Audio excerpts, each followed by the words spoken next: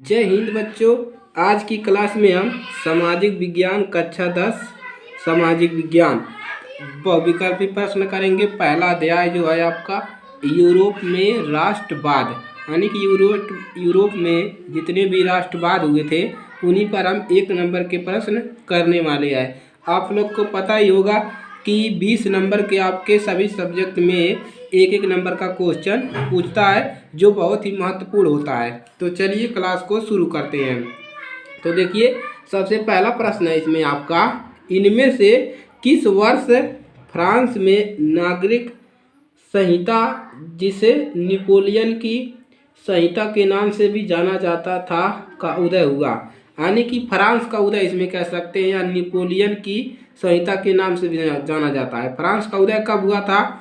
1800 ईस्वी में, 1802 ईस्वी में, 1804 ईस्वी में, या 1806 ईस्वी में। तो जिसमें आपका राइट आंसर हो जाएगा, जो फ्रांस का नागरिकता संहिता का उदय हुआ था वो 1804 ईस्वी में आपका हुआ था। तो चलिए अगला क्वेश्चन देखते हैं।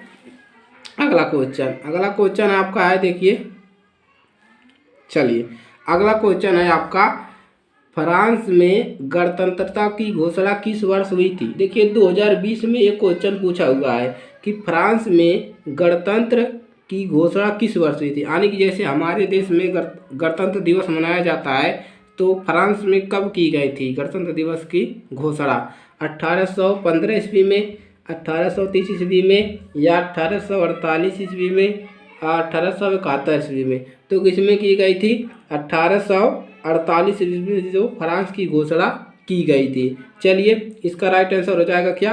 1848 ईस्वी। चलिए अगला क्वेश्चन देखते हैं। चलिए अगला क्वेश्चन देखिए क्या है कि यंग इटली सोसाइटी का संस्थापक कौन था? और इसके एक तरह से और पूछ सकता है कि निम्नलिखित नेताओं में से किसने एक गुप्त संगठन यंग इटली का बनाया? यानी कि गुप्त संगठन इटली को बनाया। गैरीबाल्डी ने, बिस्मार्क ने, कावूर ने, और मोजिनी ने। तो किसने बनाया? इसी ने बनाया। तो चलिए इसका राइट आंसर देख लेते हैं क्या हो जाएगा। राइट आंसर है मोजिनी। तो ये इसका हो जाएगा राइट आंसर। चलिए अगला क्वेश्चन देखते हैं। चलिए क्वेश्चन नंबर 4 है, निम्नलिखित में से किस संधि के फलस्वरूप यूनान को एक स्वतंत्र राष्ट्र की रूप में मान्यता मिली? यानी कि यूनानी के जो मतलब स्वतंत्र राष्ट्र था, उसको मनाने की मान्यता कब मिली थी? तो कब मिली थी? पेरिस की संधि में, वर्साय की संधि में, वियना की संधि में, या कुस्तुनतुनिया की संधि में। तो ये किसमें हुई थी? कुस्तुनतुनिया की संधि में। तो इसका राइट आंसर क्या हो जाएगा? राइट आंसर हो जाएगा कुस्तुनतुनिया की संधि में। तो ये इसका हो जाएगा राइट आंसर। चलिए अगला क्वेश्चन देखते हैं क्या है आपका। चलिए, निम्न में से यह किसका कथन है, जब फ्रांस छींकता है तो बाकी यूरोप के सर्दी जुकाम हो जाता है? वाह भाई, क्या सवाल है। 2022 में भी पूछा है, 2023 में लगातार पूछा है कि जब फ्रांस छींकता है तो बाकी यूरोप में सर्दी जुकाम हो जाता है। किसने कहा था? मेटरनिक ने, कावूर ने, बिस्मार्क ने, मोजिनी ने। तो किसने कहा था? चलिए इसका राइट आंसर देख लेते हैं। इसका राइट आंसर हो जाएगा मेटरनिक ने यही कहा था। चलिए अगला क्वेश्चन देखते हैं, बहुत ही महत्वपूर्ण क्वेश्चन है। चलिए अब देखिए, फ्रांस की क्रांति हुई थी। देखिए 2020 में पूछा है, 22 में, 23 में, 2022 में, 2023 में। इस प्रकार से बना है कि फ्रांसीसी क्रांति का प्रारंभ किस वर्ष हुआ? फ्रांस की क्रांति कब हुई थी? फ्रांस की क्रांति हुई थी। तो ये बहुत ही महत्वपूर्ण प्रश्न है और आपके भी एग्जाम पेपर में आएगा भी। तो कब हुई थी? 1788 ईस्वी में, 1789 ईस्वी में, 1790 ईस्वी में, 1787 ईस्वी में। तो कब हुई थी? 89 में। कितने में? 1789 में। चलिए राइट आंसर देखते हैं, 1789 ईस्वी में। चलिए अगला क्वेश्चन देख, 7वां नंबर क्वेश्चन है, राष्ट्रवाद का आरंभ प्रारंभ किस देश से हुआ था? वह राष्ट्रवाद का प्रारंभ सर्वप्रथम किस देश से हुआ? यानी कि राष्ट्रवाद का जो प्रारंभ हुआ था किस देश से हुआ था? जर्मनी से, इटली से, फ्रांस से, इंग्लैंड से। कहाँ से हुआ था? जिसको पता है राइट आंसर बताए। तो चलिए इसका राइट आंसर जान लेते हैं, क्या हो जाएगा? फ्रांस से। कहाँ से शुरू हुआ था? राष्ट्रवाद का जो प्रारंभ हुआ था वो फ्रांस देश से हुआ था। चलिए अगला क्वेश्चन देखते हैं, क्या है आपका। चलिए, जर्मनी को किस वर्ष एक स्वतंत्र राष्ट्र घोषित किया गया? यानी कि जो जर्मनी वाले थे, जर्मनी के किस वर्ष एक स्वतंत्र राष्ट्र घोषित किया गया? तो 1871 ईस्वी में, 1872 ईस्वी में, 1876 ईस्वी में और 1880 ईस्वी में। तो किस वर्ष किया था? तो राइट आंसर हो जाएगा क्या वाला? 1871 ईस्वी में उसको राष्ट्र घोषित किया गया था। चलिए अगला क्वेश्चन देखते हैं। चलिए अब देखिए दिया है 9वां क्वेश्चन, जर्मनी का एकीकरण का श्रेय इनमें से किसे दिया जाता है? जर्मनी का देखिए 2022 में पूछा है, और इसको एक तरह से और पूछ सकता है, जर्मनी के एकीकरण में मुख्य भूमिका किसकी थी? 2021 में, 22 में, 23 में। यानी कि जर्मनी का जो एकीकरण हुआ था उसमें सबसे ज़्यादा भूमिका किसकी थी? ऑटो वान बिस्मार्क, काइजर, विलियम प्रथम, मुत्सोलिनी और हिटलर किसकी थी? तो जर्मनी तो हिटलर आएगा नहीं, तो किसकी थी? ऑटो वान बिस्मार्क। तो इसका राइट आंसर हो जाएगा क्या वाला? ऑटो वान बिस्मार्क। चलिए अगला क्वेश्चन देखते हैं। चलिए, नेपोलियन का संबंध किस देश से था? नेपोलियन संबंधित है, 2020 में पूछा है और 2023 में। तो दो तीन साल लगातार पूछ रहा है। तो आप लोग बताइएंगे कि नेपोलियन जो था वो कहाँ का था? जर्मनी का। जर्मनी का वो नेपोलियन था। चलिए अगला क्वेश्चन देखते हैं। चलिए अगला क्वेश्चन देखिए क्या है, इटली का एकीकरण किसने नेतृत्व में किया गया? यानी कि इटली का जो एकीकरण था वो किसके नेतृत्व में किया गया था? इटली का एकीकरण तो आप लोग बताएंगे। इटली का एकीकरण जो था वो ज्यूसेप गैरिबाल्डी, ऑटो वान बिस्मार्क, नेपोलियन, विलियम प्रथम। तो किसको जा रहा? Giuseppe Garibaldi. तो इसका राइट आंसर हो जाएगा ज्यूसेप गैरिबाल्डी के द्वारा एकीकरण किया गया था इटली का। चलिए अगला क्वेश्चन देखते हैं, क्वेश्चन नंबर 12।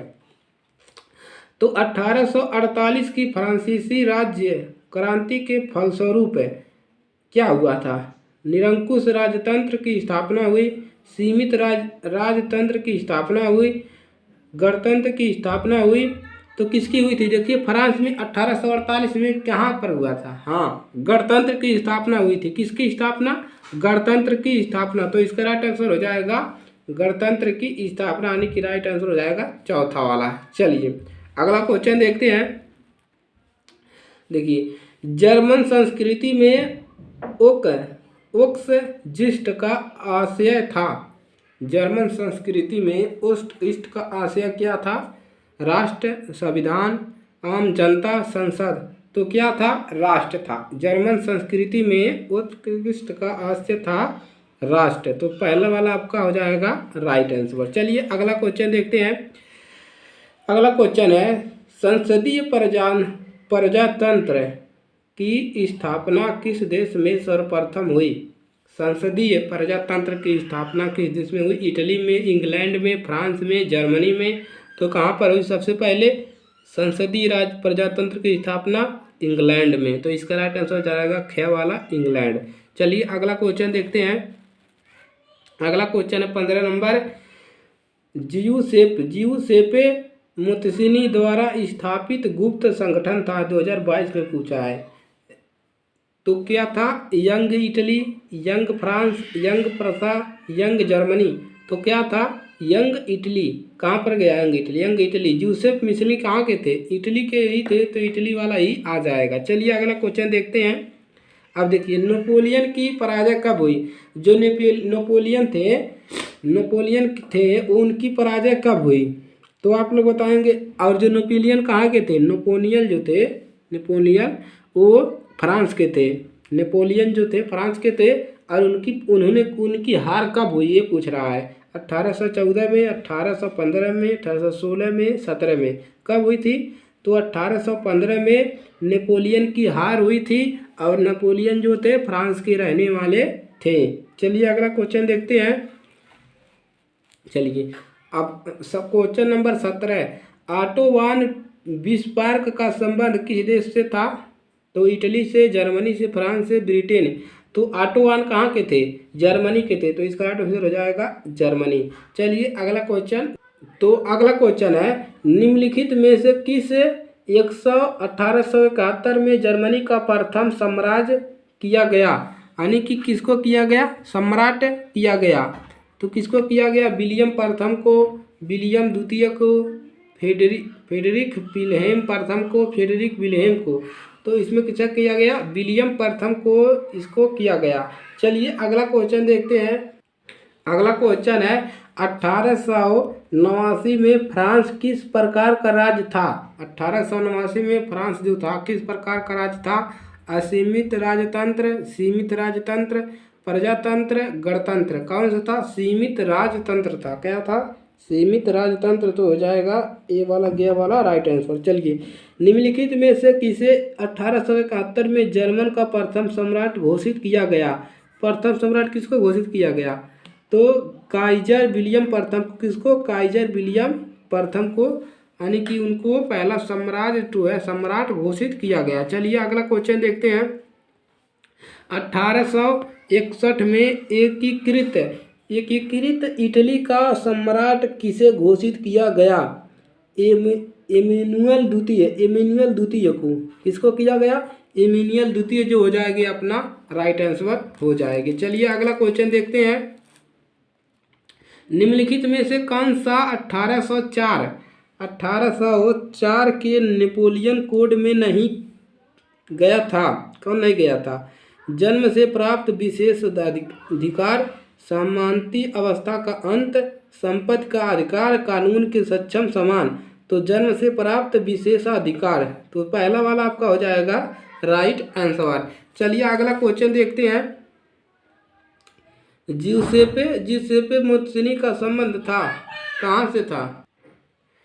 जिउसेppe मुस्सोलिनी का संबंध था किससे था? जिउसेppe मुस्सोलिनी का संबंध था इटली के एकीकरण से, जर्मनी के एकीकरण से, इंग्लैंड के राष्ट्रवाद से, फ्रांस के राष्ट्रवाद से। तो इटली के एकीकरण से, तो पहला वाला आपका हो जाएगा राइट आंसर। इटली के एकीकरण से जिउसेppe इटली के थे, इटली से उनका संबंध था।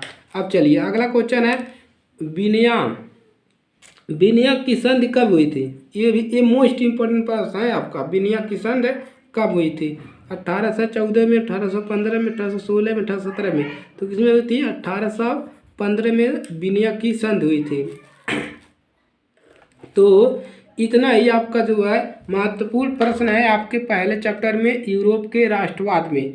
तो इन सभी को आप लोग तैयार कर लीजिएगा अच्छे से, और अभी आगे सभी पाठों के हम बहुविकल्पी प्रश्न जो है वो करवा देंगे और बता देंगे कि कौन सबसे ज़्यादा महत्वपूर्ण है। देखिए इसमें सबसे ज़्यादा महत्वपूर्ण है फ्रांस की क्रांति, सबसे ज़्यादा महत्वपूर्ण है। और उसके बाद जर्मनी का एकीकरण कब हुआ था, और राष्ट्रवाद का प्रारंभ किस देश से हुआ था, ये भी आपको बताना है।